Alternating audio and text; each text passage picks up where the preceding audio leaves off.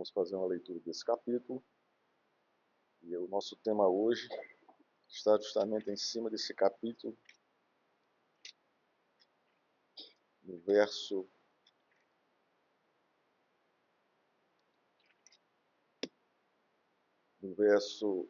21.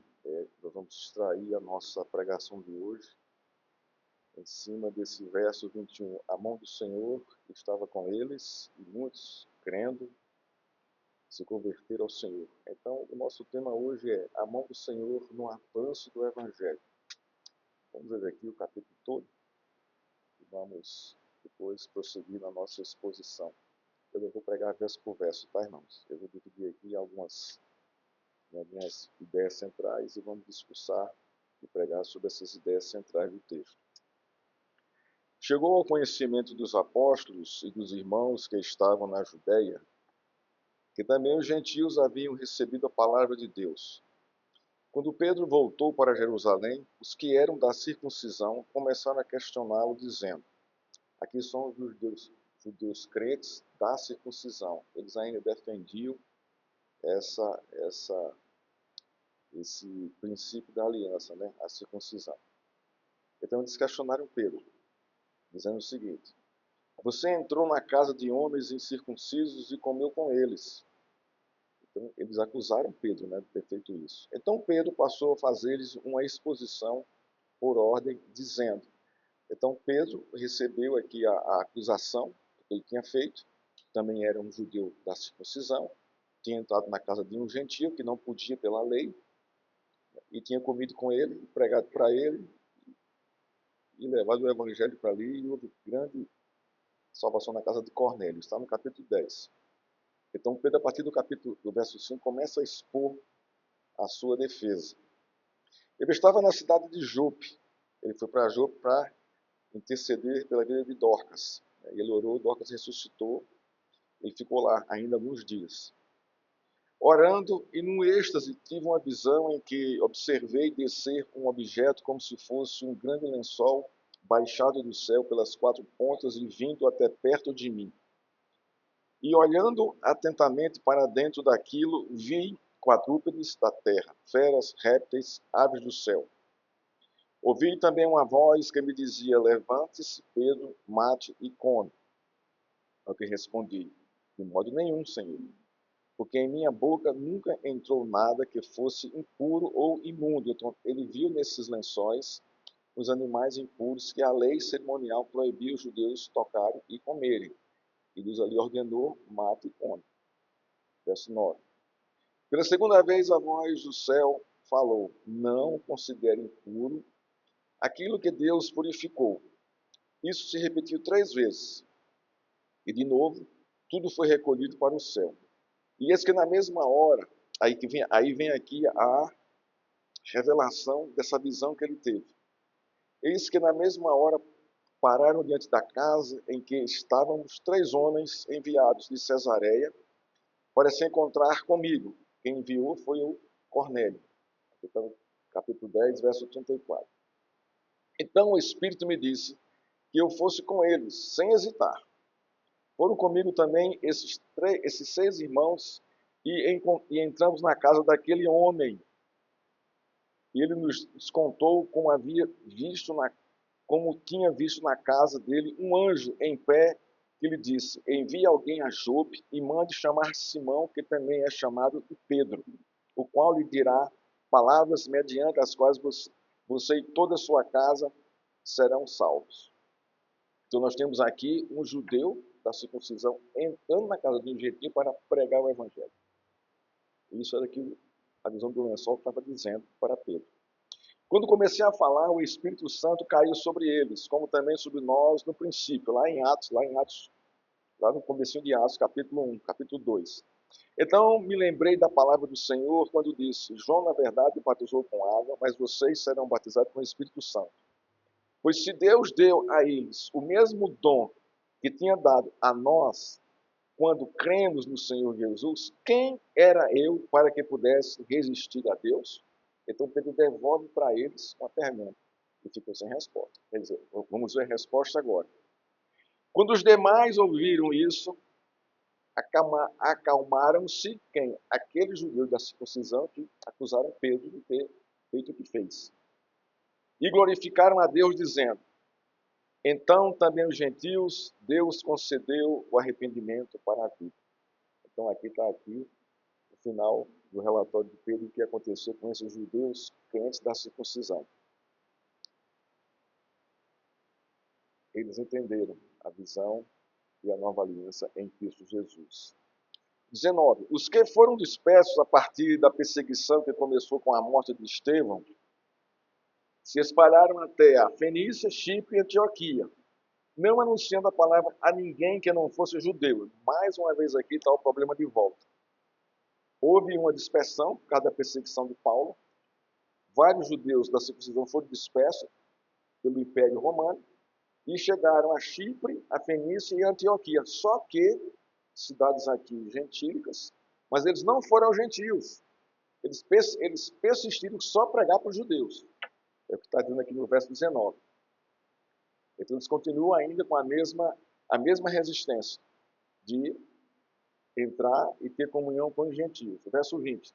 Alguns deles, porém, aí vem aqui tem um porém aqui do Senhor. Alguns deles, porém, que eram de Chipre, isso é, judeus da circuncisão de Chipre, né, e de Cirene, que é o norte da África, e que foram até Antioquia, falaram também aos gregos. Eles romperam, esses aqui romperam, entenderam a visão e romperam com a norma do verso 19, que era só pregue para os judeus, não pregue para gentio, não.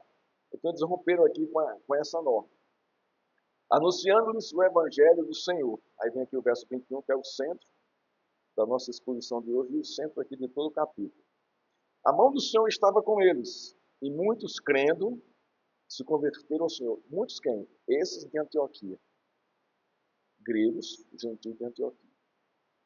A notícia a respeito deles chegou aos ouvidos da igreja que estava em Jerusalém mais uma vez. Chegou também a pregação de Pedro. E enviaram Barnabé até Antioquia. Então enviaram os judeus de fala grega até Antioquia para trazer o relatório de novo para Jerusalém. Quando ele chegou e viu a graça de Deus, ficou de coração, com firmeza de coração,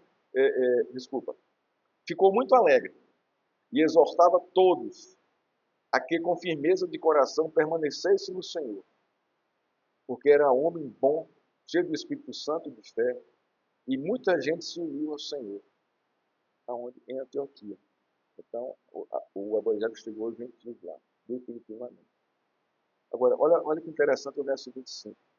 Depois Barnabé foi até Tarso. O que Barnabé foi fazer em Tarso, gente? À procura de quem? De Saulo. Que Saulo? Aquele do capítulo 9, que Deus o havia convertido. E quando o encontrou, levou-o para Antioquia. Olha que coisa linda isso aqui.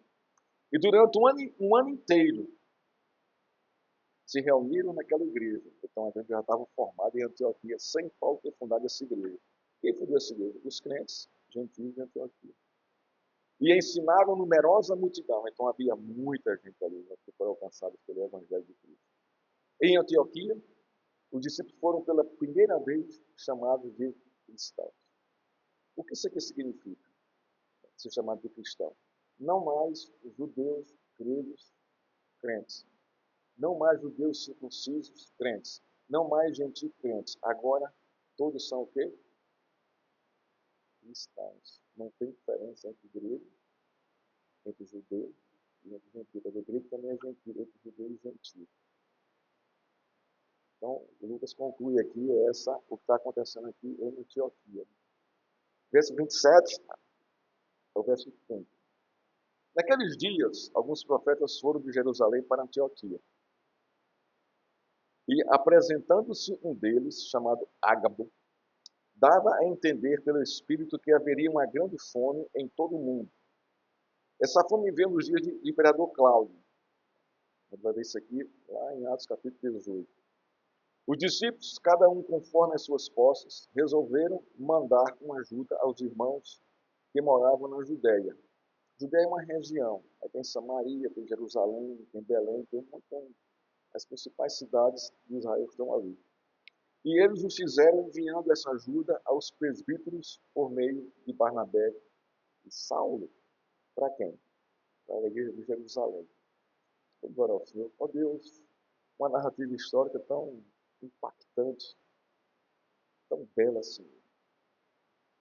Vimos aqui o mover da tua mão, Senhor, de cumprimento dos teus propósitos. Ajuda-nos a entendê-lo e aplicar, Senhor, a nossa vida. Assim que oramos, em nome de Jesus. Amém.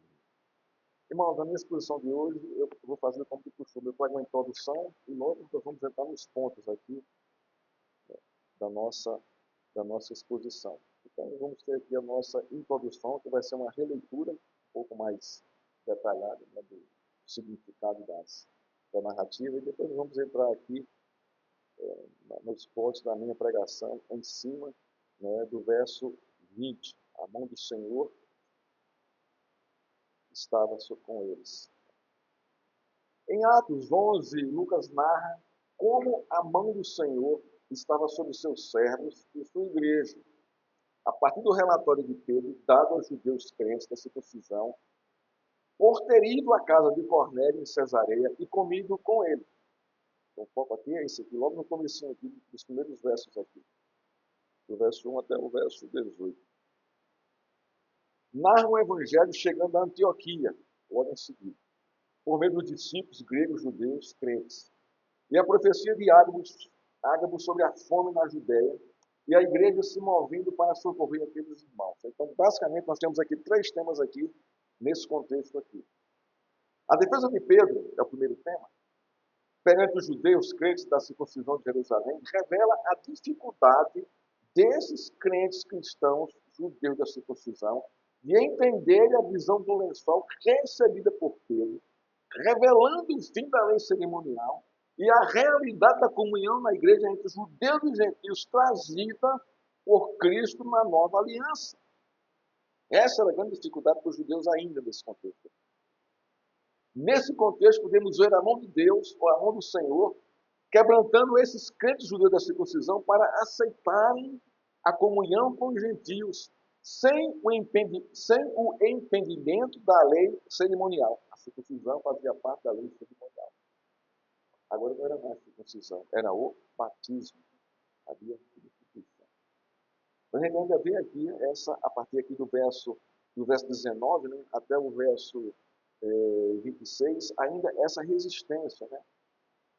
Esta dificuldade segue entre os crentes judeus que se espalharam pela Fenícia, Chipre e Antioquia. Que dificuldade? De ter comunhão com os gentios ou de alcançar os gentios. O alvo desses crentes judeus que se espalharam pela Fenícia, Chipre e Antioquia, foi unicamente alcançar os judeus espalhados por essas cidades. Não eram gentios, os gentios estavam ainda fora do alvo da evangelização.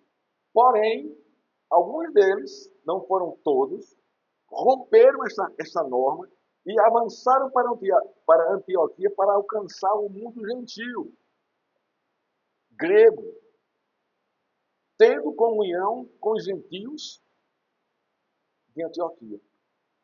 Mais uma vez, vemos a mão do Senhor quebrando as barreiras e dirigindo seus servos, crentes judeus, para alcançar os gentios. Então a gente começa a ver aqui, irmão, no começo do livro de Atos, capítulo 11, a tensão e depois Deus agindo e a comunhão. É muito interessante isso aqui. Né? Como o evangelho ele chega aos gentios com muita resistência ainda pelos seus evangelistas judeus, crentes, das que defendiam a circuncisão. E a gente vê Deus trabalhando por 2 lados. Trabalhando nesses judeus e trabalhando também os gentios para receberem os judeus. E havia uma rifa ali. Ágabo, aqui os versos 27 a 30, é um profeta de Jerusalém que entra na narrativa sem qualquer origem de genealogia. Lucas não está preocupado em dizer de onde ele vem, quem ele era, nada disso. Então ele vem para anunciar uma fome que haveria no mundo. A narrativa não revela mais nada sobre ele. A profecia dele se confirma nos dias do imperador Cláudio e os discípulos judeus de Cristo, de Antioquia, socorrem os crentes da Judéia. Vemos mais uma vez a mão do Senhor governando e socorrendo os seus servos, sua igreja e ajuizando a humanidade pela fome. Irmãos, qual é o grande objetivo dos versos 27 a 30 aqui nesse contexto. Há uma fome aonde? No mundo judeu. E quem envia a ajuda? O mundo gentil. Antioquia que socorre a Judéia. Olha que coisa interessante aqui. Né? Mais uma vez se cumpre o que Deus disse aqui no capítulo 10 aqui. Não torne puro aquilo que Deus purificou. Então essa coisa vem se confirmando, né? A mão do Senhor vai levando a história e mostrando, né? Que quem governa a história e a vida do seu céu da sua igreja é o Senhor, não é o homem. Não são as ideias, não é a teologia. Né? Como naquele contexto, a teologia da circuncisão. Não tem nada disso aqui. Isso não tem mais nenhum valor, né, no contexto da evangelização para agregar gregos e judeus, ou gentios e judeus, numa só igreja, o corpo de Cristo. Então, nós temos aqui, irmãos, 3 pontos. Né? Com esse texto aqui, que nós devemos observar no capítulo 11. O primeiro, a mão do Senhor promovendo a comunhão entre judeus e gentios, verso de 1 a 18. Quem promove isso não é o bom senso, nem os judeus e os gentios. Não é a disposição de nenhum deles. Não é nada disso. Aqui quem promove essa comunhão, quebra essa barreira que impedia essa comunhão, é a mão do Senhor. Segundo, a mão do Senhor levando o evangelho aos gentios por meio dos judeus. Isso aqui, irmãos, é algo que impacta. Quem conhece a escritura, quem conhece a lei, isso aqui é algo que, para o judeu fazer isso aqui, era romper com muita coisa, com a estrutura religiosa ali enraizada ali no coração dele, assim, com muita força. Ele entrar e conversar e se relacionar com um gentil ao ponto de entrar na casa e comer com ele, irmão, era algo assim inadmissível para o judeu. E aqui a gente vê a mão do Senhor promovendo tudo isso, quebrantando os judeus e quebrantando os gentios. Porque havia uma rixa, né? É judeu, é gentil, não havia essa comunhão. Eram 2 mundos assim separados pela religião, pela teologia mal interpretada dos judeus e pela idolatria dos gentios. Deus vai fazer isso aqui, ó. Unir, formar a sua igreja. Quem são os gentios na história? Eu e você. Tem algum judeu aqui, mativo, puro, da circuncisão? Não tem. E se tivesse, ele estaria entendendo aqui. Ele já teria entendido o texto e o que Cristo fez na cruz por ambos. E o terceiro ponto, a mão do Senhor preparando a igreja para o juízo da fome. Então vamos seguir aqui a nossa exposição aqui, irmãos, para a gente entender e nos deleitar no que Deus está fazendo aqui. Mas antes de entrarmos nos pontos, vamos entender o significado da expressão a mão do Senhor. A palavra mão na Bíblia significa força, obra, poder, controle, governo. A expressão mão do Senhor tem vários significados e aplicações na Escritura. Vejamos aqui alguns. Primeiro, a mão do Senhor cria e preserva o universo. Segundo, a mão do Senhor sustenta a vida. Terceiro, a mão do Senhor castiga e exerce justiça. Quarto, a mão do Senhor governa e controla o destino dos homens. Quinto, a mão do Senhor governa e controla o destino da sua igreja. Tudo isso com referência bíblica. A mão do Senhor governa, cria e preserva todas as coisas, Gênesis 1:2. A mão do Senhor sustenta todas as coisas, a Bíblia, Isaías 58:14. A mão do Senhor castiga e exerce justiça, Romanos 1:18-32. A mão do Senhor governa e controla o destino dos homens, Marcos 16:16. A mão do Senhor governa e controla o destino da igreja, Marcos 16:18-19. A expressão mão do Senhor revela o seu soberano governo sobre tudo e todos. Então, tudo que veio à existência veio da mão de Deus e permanece nela. Não foge da sua mão.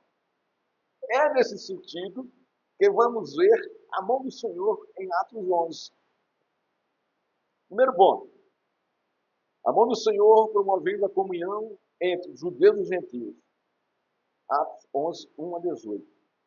Os versos 1 e 2 revelam o impasse no entendimento da nova aliança em Cristo. Os judeus crentes da circuncisão, ao saberem que Pedro comeu na casa de um gentil, exigem que Pedro explique tal insensatez. Vamos ver aqui na leitura. Os crentes judeus da circuncisão acusavam Pedro. Você entrou na casa de um homem de circuncisos e comeu com eles. Você está impuro e imundo. Você pecou contra Deus. Você afrontou a lei. Você afrontou o cerimonialismo que nós cremos. Isso está no verso 2. Em outras palavras, trazendo aqui aqueles cristãos, aqueles judeus crentes da circuncisão. Pedro, o que você fez é inadmissível. Você provocou um grande ultraje para os seus irmãos crentes da circuncisão. Você nos constrangeu. O que está em jogo aqui para os crentes judeus da circuncisão é o seguinte: eles querem que crentes gentios em Cristo também se circuncidem. Isso é um absurdo na nova aliança. Mas esse era o entendimento, né, que eles tinham e que eles queriam isso. Primeiro eles têm que se circuncidar, para depois você entrar lá. Para os judeus crentes da circuncisão, a marca da aliança para pertencer à aliança com Deus era a circuncisão ainda. Mas quando foi que Deus disse isso? Era um sinal. A aliança é. Mas para pertencer, vamos ver aqui algo mais profundo. A visão desses irmãos era a mesma de Pedro antes da visão do lençol e de ouvir a voz de Deus. Não considere impuro aquilo que Deus purificou. Pedro viu isso 3 vezes. Foi a mão de Deus sobre a vida de Pedro que fez com que ele entendesse a nova aliança em Cristo Jesus. Que Jesus havia cumprido a lei cerimonial e que na nova aliança feita na cruz de Cristo, gentios e judeus fariam parte da igreja do Senhor, segundo a própria mão de Deus. Não foi Pedro que se autoconvenceu de que o gentio na nova aliança em Cristo pertencia à igreja do Senhor. Não foi o bom senso de Pedro, irmão, nem o seu convencimento próprio. A circuncisão e o batismo no Novo Testamento, irmãos, sempre foram um sinal de Deus no coração do pecador, convertido pela cruz de Cristo. A circuncisão era apenas para lembrar, mas a verdadeira circuncisão é no coração, irmão. É no nosso coração. E no Novo Testamento é a mesma coisa. Deus circuncida o nosso coração, como marca, como sinal de que pertencemos a Ele. No verso 4 a 17, Pedro faz uma exposição por ordem. Olha que coisa interessante aqui. Há uma exposição por ordem. Não é algo aleatório. Não é Pedro dizer, olha, vou dar meu testemunho aqui. Olha, eu. Pedro não está fazendo isso. Como a gente escuta muitas vezes aí, várias vezes aí, que o alvo da mensagem é o que ele prega, não é a palavra de Deus, não é a própria mensagem da Escritura. Então, Pedro faz uma exposição por ordem de como os fatos aconteceram, sem aumentar, sem diminuir e sem se colocar como centro do fato. Porque não era o centro do fato, nunca foi Pedro. Pedro era apenas uma ferramenta de Deus, né, usando ali pelo poder da sua mão para cumprir os seus propósitos. Ele narra tudo o que aconteceu, revelando para os judeus crentes da circuncisão como a mão de Deus operou em sua vida, abrindo seus olhos para o fundamento da nova aliança em Cristo. Judeus e gentios fazendo parte da nova aliança em Cristo, formando a igreja do Senhor. Porque é isso que está aqui em jogo. É isso que o Lucas está mostrando aqui.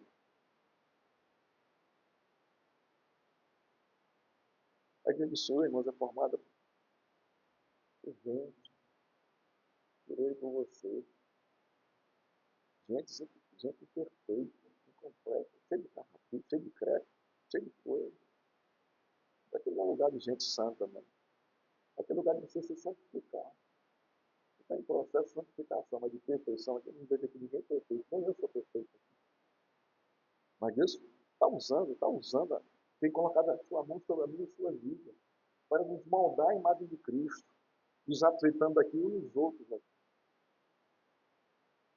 Então não se espante se você vê imperfeição na igreja ou imperfeição dos irmãos. Somos todos imperfeitos, nunca digo você. Aí eu já aponto o dedo mental. Não tem ninguém perfeito aqui. A gente está na luta aqui, né, do nosso crescimento, da nossa maturidade, para amar uns aos outros, respeitando os limites uns dos outros, honrando uns aos outros por causa de Cristo. É isso que ele está pedindo para os judeus e os gentios. Os versos 15 e 16 são centrais ao contexto da exposição de Pedro. Primeiro, porque mostra a mão de Deus revelando para a casa de Cornélio a salvação em Cristo, por meio da pregação genuína do Evangelho, pela boca dos judeus gentios circuncisos, da circuncisão. Olha só. Manda chamar, um anjo vai mandar chamar Simão Pedro. Logo quem? Depois a gente vê a mão do Senhor já quebrando aqui, tanto um como o outro. Cornélio podia ter dito ao anjo: nossa, eu vou chamar um judeu, crente, da circuncisão para vir aqui. Ele não vem aqui. Esse povo não tem comunhão com a gente. Esse povo nem quer saber da gente. Nós somos impuros para ele. Eles não podem chegar perto dele, eles não podem sentir o vapor do nosso lado, nem o nosso cheiro, porque contamina. Então, não vai dar certo isso. Cornélio faz isso com o anjo? Não. Eu vou mandar buscar. Nesse ínterim do caminho, Jesus se revela para Pedro, mandando Pedro fazer uma coisa que confronta toda a sua estrutura teológica, né, na sua cabeça. Mate como vocês são animais que está vendo aí. Pedro não vai fazer isso, não. Pedro resiste. 3 vezes, até ele se convence. Então Deus quebranta um e quebranta o outro e une os dois. Aonde? No pé gentil. Segundo, porque revela o resultado da pregação genuína do Evangelho. Qual foi o resultado? O derramado do Espírito Santo sobre a casa de Cornélio. Um gentil. E terceiro, porque revela o foco do batismo e não da circuncisão. Não mais a circuncisão, agora o batismo. E Pedro testemunhou isso lá. O verso 17, Pedro, depois de fazer uma exposição em ordem de como a mão do Senhor transformou sua vida a respeito da nova aliança em Cristo, dá um tapa de luva na cara dos judeus crentes da circuncisão. Me respondam. Aqui Pedro com ele. Quem sou eu para que pudesse resistir a Deus? Naquela visão. Quem sou eu? Em outras palavras, quem pode resistir à mão de Deus quando ele revela os seus propósitos eternos para os seus servos? Quem pode resistir? Quem resiste à mão de Deus? Quem resiste ao seu chamado e à sua vocação? Qual mortal que resiste a isso? Me aponte um. Nenhum, irmãos. Ninguém resiste. Nem eu nem você resistimos. Com toda a estrutura idólatra, com todo orgulho, com toda a prepotência, com toda a rejeição à religião, não é? Eu era assim. Eu cheguei a jogar pedra em crente, quando bateu lá em casa para evangelizar, de raiva que eu tinha. Olha só a minha cabeça. E um belo dia Deus vai, vem cá. Não houve qualquer resistência. Nenhuma, não tem como você resistir. Talvez um exemplo muito frágil. Vamos olhar para aqui o capítulo 9 de Atos. Paulo, Saulo, ele resistiu, irmãos. Ele caiu por terra. Não tem como, ninguém resiste. Então Pedro diz assim, vamos fazer aqui montar aqui um diálogo de Pedro com esses judeus crentes da circuncisão. Então pergunta a Saulo, nosso conterrâneo judeu, da circuncisão, que perseguia a igreja do Senhor, o que aconteceu com ele no caminho de Damasco? Pergunte se ele resistiu à voz do Senhor. Não resistiu. Está aqui na narrativa. Paulo e Barnabé, 1 ano em Antioquia pregando o Evangelho. Há uma multidão. Pedro continua o diálogo aqui, que eu montei aqui com seus inquiridores. Conterrâneos de Deus da circuncisão. Eu não estava em Damasco. Eu estava em Jope. Foi ali que o Senhor falou comigo. Não considere impuro aquilo que Deus purificou. E o que disse para Saulo? Saulo, Saulo, por que você me persegue? Aí foi interessante, irmãos, aqui. Deus cadastrar dois homens, né? Um no contexto, outro no outro. A mão do Senhor estava sobre Saulo e agora sobre Pedro, e os judeus, crentes da circuncisão, levando-os ao entendimento correto da nova aliança em Cristo. Judeus e gentios purificados por Deus em Cristo, em comunhão na sua igreja. Irmão, isso é fantástico, irmão. Isso é maravilhoso, irmão. Isso é tremendo, essa Deus chamando para a sua igreja o seu povo, escolhendo gente de todo tipo, de todo jeito, de toda cor, de todo nível social, sem qualquer discriminação. Porque quem discrimina é a gente, é o nosso pecado, e não deveria ser assim na igreja. Mas, infelizmente, a gente acaba discriminando um e outro. Pecado dentro da igreja. E não deveria ser assim. Carne da mesma carne, da mesma estrutura, da mesma natureza. E, além disso, o mesmo Deus que chamou a mim, chamou todos aqui. Por que eu vou discriminar? Não deveria ser assim. O verso 18 confirma a poderosa mão de Deus sobre os judeus crentes da circuncisão. Diz o texto: quando os demais ouviram isso, acalmaram-se e glorificaram a Deus, dizendo: então também os gentios, aos gentios, Deus concedeu o arrependimento para a vida. Olha o entendimento deles. Ora, se Deus deu o arrependimento para a vida para os gentios, também deu para nós. Eles entenderam isso aqui. E por que eu vou discriminar? Não tem como discriminar. Porque o arrependimento é um só, para judeus e para gentios. Uma só igreja, um só povo, uma só nação. Nós fazemos parte dessa igreja. Aonde você for no mundo, qualquer nação que tiver uma igreja cristã fiel ao Senhor Jesus, se você entrar, ali estão os seus irmãos. Não importa a língua, não importa a cor, não importa a cultura, nada disso importa. O que importa é a comunhão que você tem com eles por meio do sangue de Cristo. Eles vão entender isso e você também vai entender isso. Aonde você for, até aqui no Brasil, você viaja para uma cidade, vai para o culto de domingo na cidade que você está, algum visitante levanta a mão, você é apresentado e a igreja lhe acolhe ali. A mão do Senhor converteu Pedro, a casa de Cornélio e os crentes judeus da circuncisão para a nova aliança em Cristo Jesus. Você entende o que é a nova aliança que você faz parte?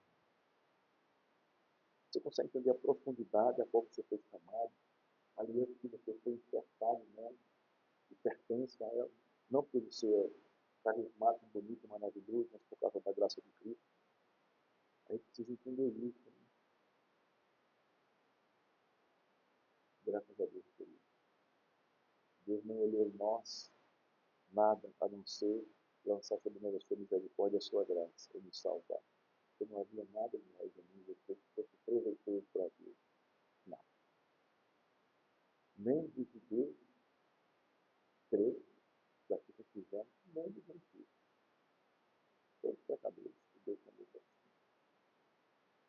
Aplicação aqui, irmão, desse primeiro ponto aqui. Os crentes não convencem ninguém. Você não convence ninguém.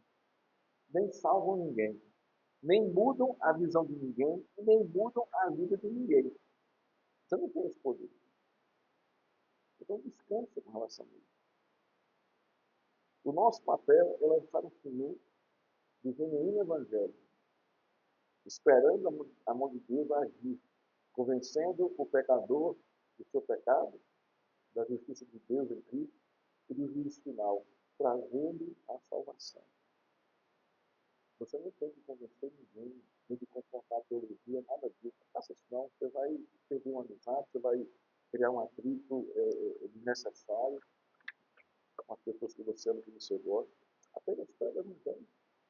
Se ela refutar aqui o estudo dentro da circuncisão, Deus, ao seu tempo, vai transformar, se é da sua vontade, essa pessoa. Apenas testemunha o evangelho, prega o evangelho. Não se preocupe em converter ninguém, em mudar ninguém, em transformar ninguém. Você não faz isso. Você nem sequer, nem nós mesmos nos transformamos. segundos aqui vai se olhar no espelho, fazer aquela meditação. Tem muita coisa que você mudar. Eu não consigo mudar. Quando eu estou direito,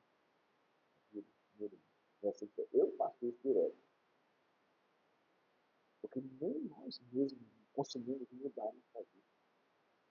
Só pela intervenção do Senhor, da sua palavra, da sua mão na nossa vida. Vai moldando o nosso caráter. Isso é uma coisa rápida. Isso é trabalhado artesanalmente. Moisés era um homem íntegro, cheio de ímpeto. Está ali logo no começo da história, ali no Egito. Matou um Egito, fugiu, se escondeu durante 40 anos. Essa sua impetuosidade. Mas no finalzinho da história, 120 anos, Moisés era um homem manso. Quero a Deus que não demore tanto para a gente, né? Estava esperando, de 120 anos, para que Deus acelere mais o processo da nossa maturidade, do nosso crescimento. Mas o fato é, não é a mão do Senhor na nossa vida. E graças a Deus por isso. Graças a Deus por isso. Quando vemos toda a nossa vida, todos os detalhes, a mão de Deus não está longe, está muito próxima de nós, né? Nos sustentando, nos preservando, nos conduzindo. Ele faz isso. Ele que governa a nossa vida. Queira você aceite isso ou não. Isso não vai fazer diferença para Deus. Ele não vai mudar a sua proposta se você crer nisso ou não. Ele vai continuar, né, escrevendo de fim da sua vida. Ele já escreveu isso. Segundo ponto, a mão do Senhor levando o evangelho aos gentios por meio dos judeus da circuncisão. Vamos lá. O verso 19 revela que ainda havia mau entendimento sobre a exposição que Pedro fez para os judeus crentes da circuncisão, revelando como a mão de Deus o levou a entrar e comer na casa de Cornélio, um gentil romano, salvando toda a sua família. Os versos 19 e 20 revelam com isso com clareza.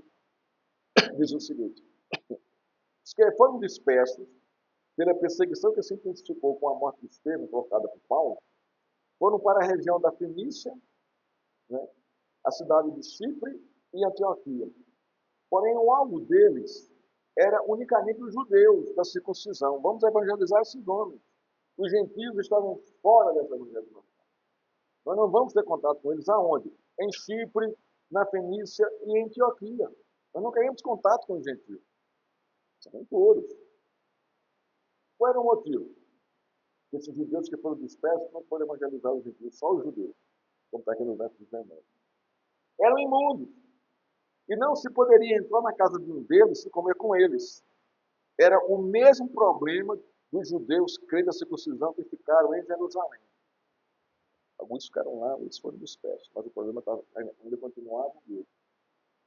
Então, como os gentios dessas regiões iriam ter acesso ao Evangelho de Cristo? Se dependesse desses judeus crentes, não teriam. Se fosse por causa deles, não teriam, irmão. Não teriam. Nesse contexto, mais uma vez, a mão de Deus se manifesta para que o Evangelho de Cristo chegasse aos gentios gregos, daquela região aí, de Antioquia principalmente. A chave para ver a mão de Deus nesse contexto está no verso 20, que diz assim: alguns deles, porém, que eram de Chipre e de Cirene, e que foram até Antioquia, falavam também aos gregos, aqui são os gentios, anunciando-lhes o Evangelho do Senhor Jesus. Alguns deles, porém, não eram todos aí, eram alguns deles. Observe no verso 20 que há um porém. Isso muda a história. Isso muda o contexto. Isso traz uma revelação tremenda para mim e para você. Do agir da mão de Deus. Usando o seu povo, os judeus, da circuncisão para alcançar o gentio. Irmãos, isso é um milagre. Isso é algo tremendo. Há um porém, um além mais.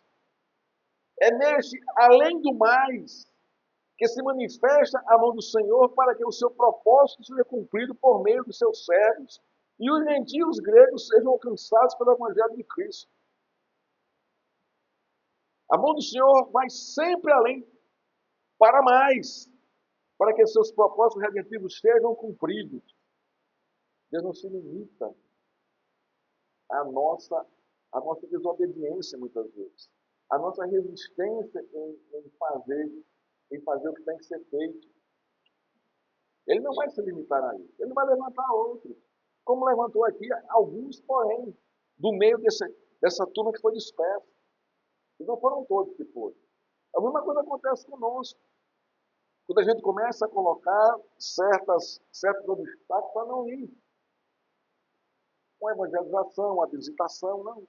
Eu tenho, não dá para ir por causa do horário, eu não vou, eu tenho vergonha, eu não sei falar. Então você enche de coisa, de justificativas, que não são justificativas legais quando você é um crente em Cristo. Não deveria ser assim. Não deveria ser assim. A gente deveria ter essa disposição natural do nosso testemunho. Seja lá onde for. Então, se você não for, se você resistir, Deus vai levantar outra pessoa. Vai ter um porém aí. E quem vai deixar de vivenciar, né, a bênção e o contexto é aqueles que resistem. Não é que Deus vai amaldiçoar, né, que vai, não, Deus não vai fazer isso. Ele pede para você ir. A palavra está lá. Ele para todo mundo pregar o evangelho. Tudo, né? Mas se você resiste, ele vai levantar outros para ir. Porque esse é o propósito dele. Esse é o propósito dele. Então, a nossa disposição é estar sempre com o coração aberto, disponível para Deus. Deus não vai exigir de você além do que você tem aprendido dele. Ele sabe as suas limitações. Ele não vai exigir de você algo que você não possa cumprir, não possa fazer. Ele não vai fazer isso. Ele não vai lhe envergonhar diante das pessoas, diante da situação do mundo. Ele não vai fazer isso. Ele não vai lhe expor para você ser ridicularizado.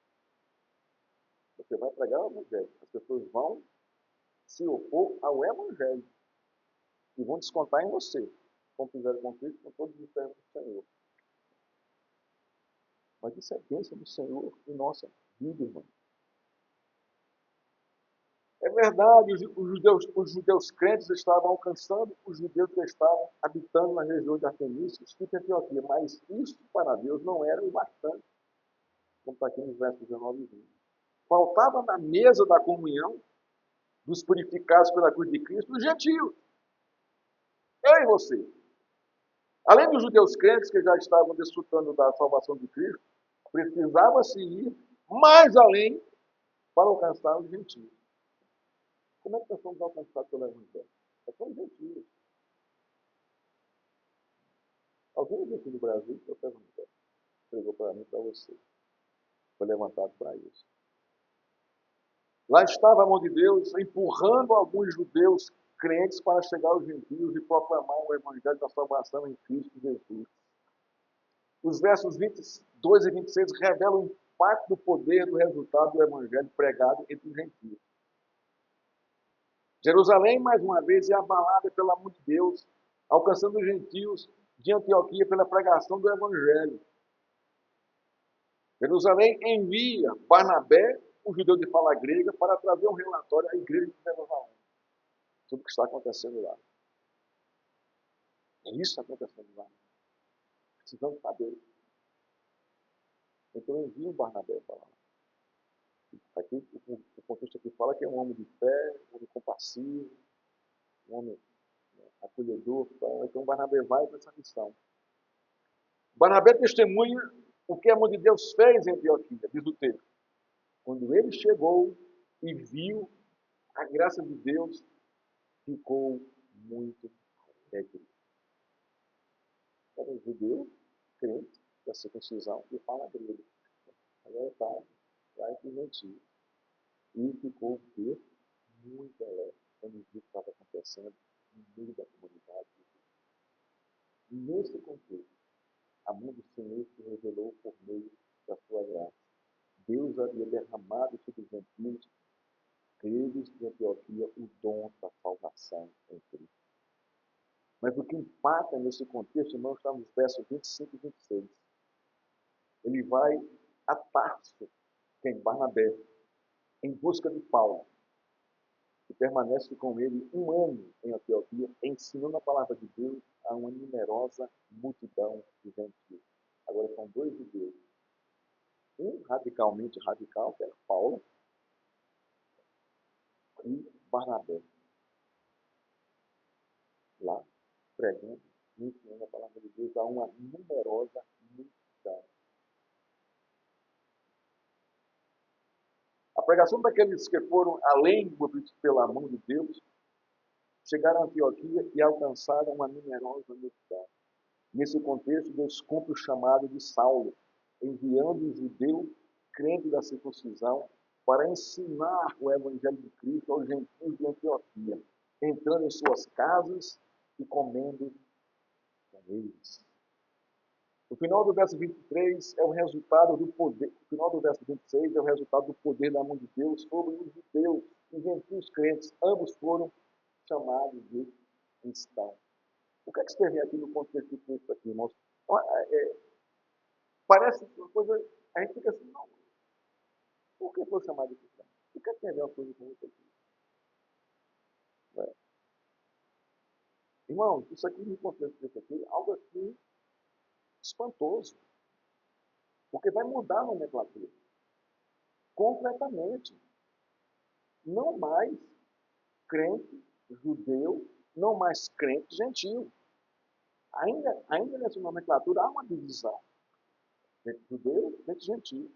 Mas quando são chamados de cristãos, o que é que Deus fez?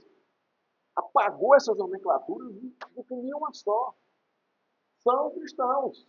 São de Cristo. Possuídos por Cristo. Por meio da sua salvação, por meio da sua cruz, do seu sangue derramado na cruz. Então não mais isso. Não mais. Eu não sou crente da igreja de Nova Lima. Da igreja presbiteriana de Nova Lima. Então, se eu chegar numa outra região, não é? Como é que vão me identificar lá? Como crente presbiteriano da igreja de Jardim Canadá? Não, isso aí é uma coisa que vai discriminar. Não é assim que. Ou nós chamamos de crentes, ou nós chamamos de cristãos. O cristão, essa terminologia é nossa. É da igreja do Senhor. Daqueles dos quais Deus chamou para si. Mas isso mostra essa unidade da igreja.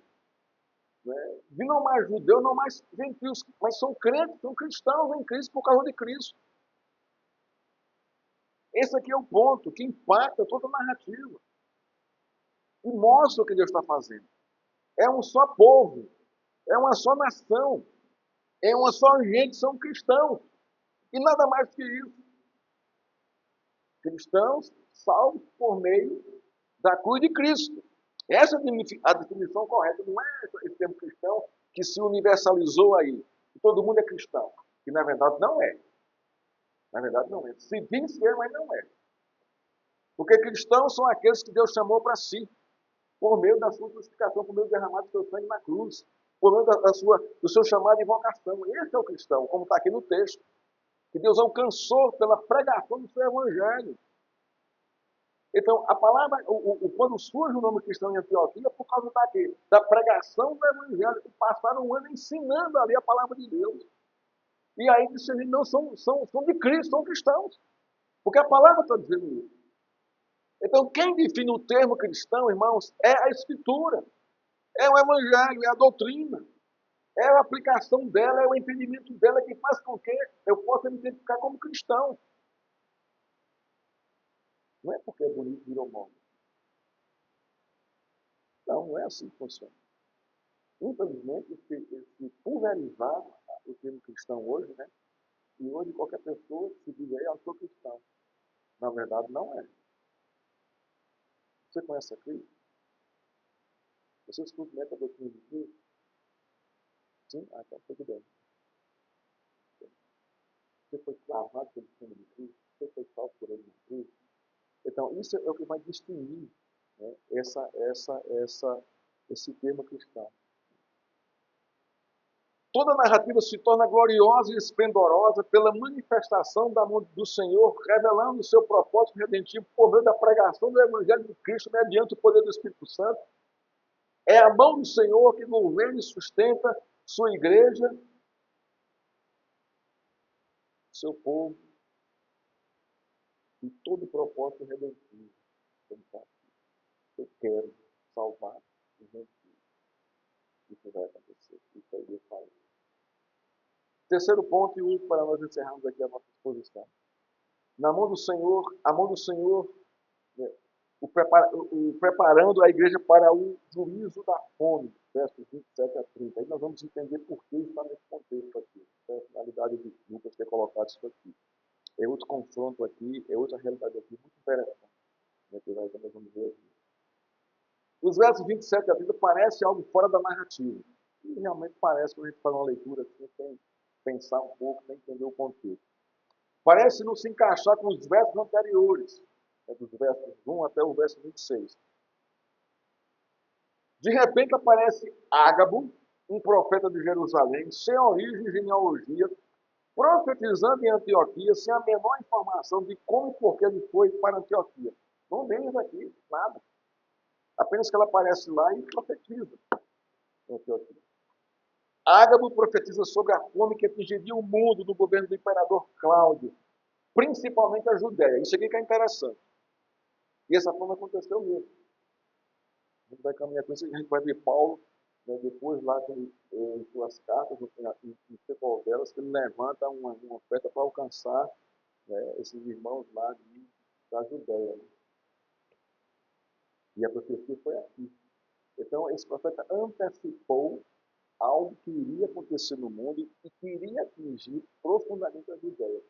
A grande região ali onde está Jerusalém, Samaria, as cidades ali da cidade principal de Israel. Então ele profetizou isso também, ele antecipou esse juízo de Deus. Agora, o que tem a ver essa profecia para a igreja dos gentios em Antioquia? Essa é a grande pergunta que eu fiz aqui no texto quando eu estava falando assim. O que isso tem a ver com essa igreja aqui? É nesse contexto que a mão de Deus se manifesta poderosamente, mais uma vez, para socorrer o seu povo, para socorrer os judeus, crentes da circuncisão. Cláudio foi um imperador romano que expulsou os judeus de Roma. Está lá em Atos 18, 2. E eles se alojaram na Judéia. Perseguição romana contra o povo judeu. Ele expulsa os judeus de Roma e se espalham eles voltam ali para aquela região da Judéia. Observe que o alvo da mensagem de profeta de Ágabo é a Judéia. Ele fala do mundo, mas ele vai se explicar a Judéia. Como diz aqui o texto. Naqueles dias, alguns profetas foram de Jerusalém para Antioquia.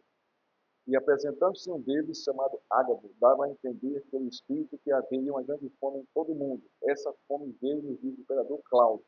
Os discípulos, cada um conforme as suas posses, resolveram mandar uma ajuda aos irmãos que moravam na Judéia. Olha aqui. Isso aqui é importantíssimo. Né? A Judéia nós temos algumas cidades. Né? Samaria, Jerusalém, Belém, Betfagé, Maús. Está tudo naquele contexto ali. A fome profetizada por Ágabo atingiria não só o mundo, mas Israel como um todo, principalmente a Judéia. O pastor Hernandes, comentando esse texto, ele faz algumas observações interessantes a respeito dessa profecia de Ágabo. Eu vou ler para os irmãos aqui agora, né, as palavras do pastor Hernandes em seu comentário no livro de Atos a respeito desses versos aqui.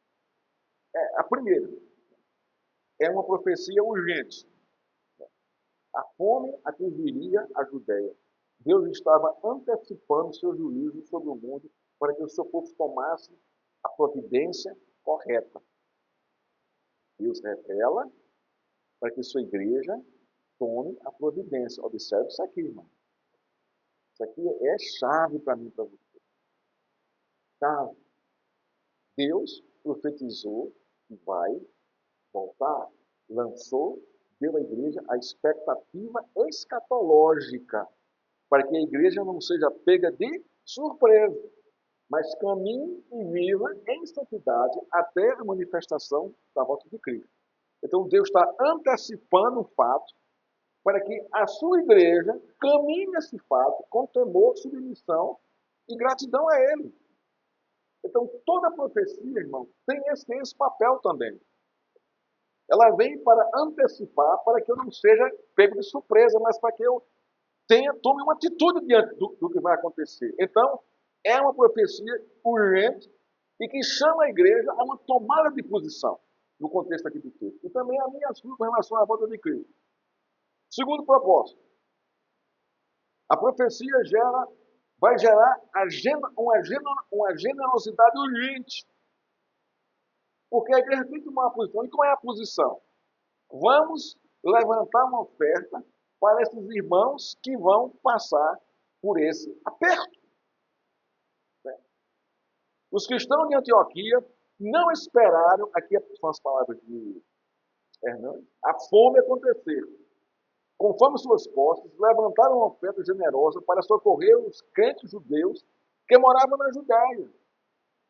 Irmãos, o que é que nos impacta aqui?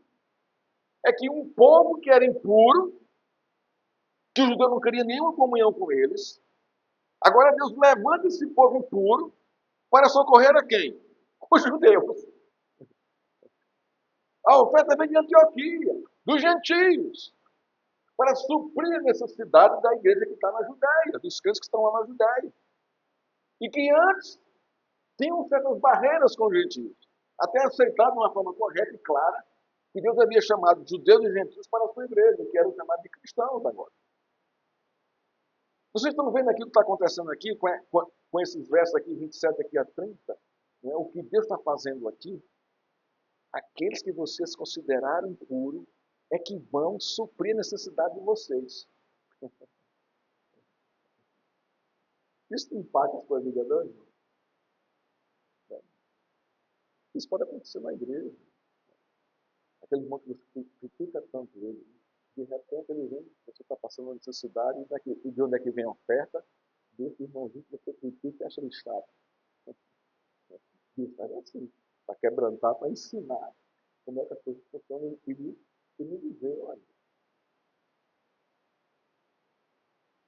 é pecado você fazer isso, não faço não. Muitas vezes é assim que acontece comigo. Junto que nós menos esperamos, é grande parte. Ação, socorro, material para mim e para você. Muitas vezes é assim.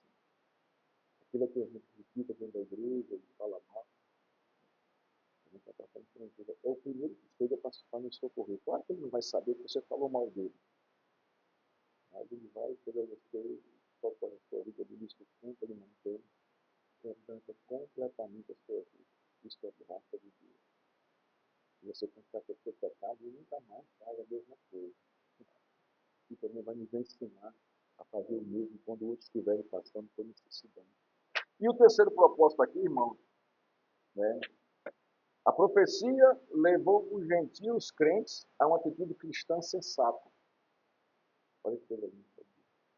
Irmãos, como isso aqui é tremendo. Olha só, tem uma profecia que vai vir uma fome, que dá uma antecipação de se levantar a oferta para socorrer esses crentes lá na região da Judéia. A gente vive no dia de irmãos que faz missões, não é verdade? Acabamos de orar aqui por esses parcerias que nós temos aqui. Cadê a nossa oferta para socorrer esses irmãos que estão lá pregando a vida? Está vendo como o nosso coração ainda é pesado e duro, a ser generoso, a abrir, a ofertar? Eu falo também de mim, eu falo de você somente, de mim também. Nós temos a profecia, e por todo mundo, você vai, não tem que ser chamado para isso. Mas Deus levantou alguém para isso. E comunicou isso à igreja, compartilhou com a igreja, aí a gente resiste demais a ofertar esses missionários, a sustentar, ou em oração, material. Sabe? Você viu que a igreja de Antioquia, a igreja de Antioquia, de imediato, ela não esperou, não. Ela não esperou a forma acontecer. Eles já mandaram a oferta, e sabiam e criam que ia acontecer. Eles antecipam, eles antecipam o socorro aos irmãos. Irmão, isso aqui é tremendo. Os cristãos de Antioquia enviaram socorro aos cristãos da Judéia. Isto é, os crentes gentios socorreram os crentes judeus da Judéia, enviando os recursos para a liderança da igreja em Jerusalém. Olha que coisa também tremenda. Observe a submissão, o temor e a ordem da igreja, e a ação do governo eclesiástico em receber e distribuir a oferta aos crentes da Judéia. Receber a oferta é mandado para onde? A igreja. Então, a liderança dos apóstolos em Jerusalém distribuiu isso aí. Ordem, submissão. Assim funciona. A oferta foi designada para um fim específico.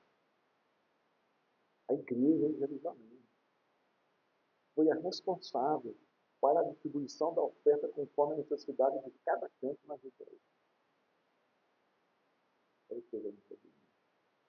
Observe a mão de Deus revelando a fome por meio do profeta Ágabo, usando os crentes gentios para socorrer os crentes de Deus da Judéia, e a igreja de Jerusalém se responsabilizando pela distribuição dessa oferta.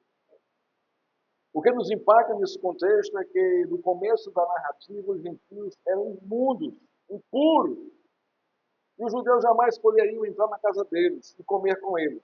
Agora, são os crentes gentios que vão em socorro dos crentes judeus da Judéia. O que é que eu estou ensinando aqui, irmão? A mim e a você aqui. Isso é, a mão de Deus governando e destruindo a sua igreja e de seus servos e discípulos. Nada foge da sua poderosa mão. Conclusão, irmão, da nossa exposição de hoje. No final do capítulo 11, Deus usa os crentes gentios para socorrer os crentes judeus da Judéia. Se cumpre literalmente o que ele disse a Simão Pedro em Atos 10, 15. Não considerem puro aquilo que Deus purificou. Não considerem puro.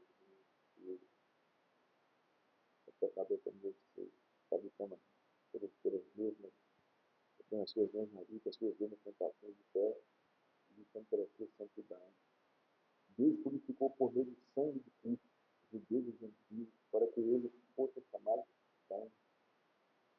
Antioquia é a revelação real e viva da mão de Deus, agindo na história da edificação do seu povo e da sua igreja. Judeus e gentios formando a sua igreja e glorificando a Deus. Por isso, irmão, testemunhe e pregue o Evangelho de Cristo. Sangue segundo. Vamos ficar de pé, vamos orar ao Senhor. E agradecer a Deus pela sua palavra, pelo ensino, sua graça, sua mão governando, dirigindo todas as coisas e também a nossa. Obrigado, Pai, pela tua palavra, Senhor, pela tua boa mão sobre a nossa vida, Senhor, pelas tuas propostas redentivas. Ó Deus, abre o nosso entendimento, o nosso coração, para que venhamos, Senhor, nos deleitarmos, Senhor. A Deus, Senhor, nos entregar ao Senhor e dizer assim: eis-me aqui, Senhor, eis-me aqui, envia-me a mim, como Senhor. Ó Deus, quebrando-nos a esse entendimento dessa graça, de confiarmos plenamente no Senhor e abençoarmos o teu povo, a tua gente que está aí, para o crescimento da tua evangelho, com seriedade e com fidelidade. Obrigado por essa mensagem, pela tua palavra, pela tua revelação, pela tua presença, pela tua pessoa, pela pessoa de Cristo, pelo poder do Espírito Santo. Temos que grato. Que a graça de nosso Senhor Jesus Cristo, que o amor de Deus e a ajuda e consolação do Espírito Santo, que seja sobre esta igreja e sobre todo o igreja, Senhor, espalhado por essa terra, agora, até a volta de Cristo. Vem, Senhor, vem buscar todo mundo. Amém.